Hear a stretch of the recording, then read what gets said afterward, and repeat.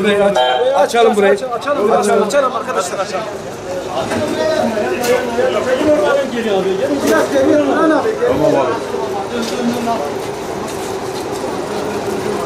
Tamam abi.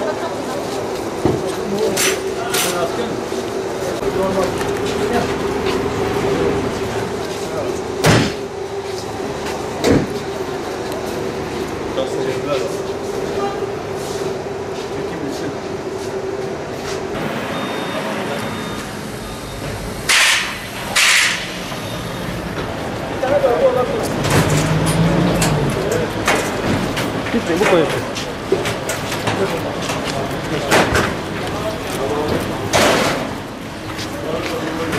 Barış abi.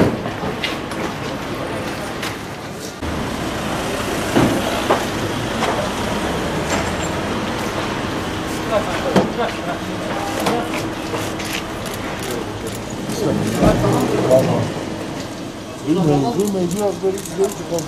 Güvenliğin dakikaşıya mı güvenliğin? Yardımcı olacağız.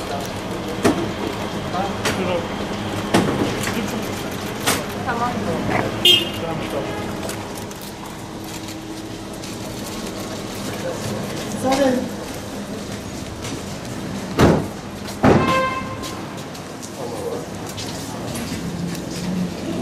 Bir saniye.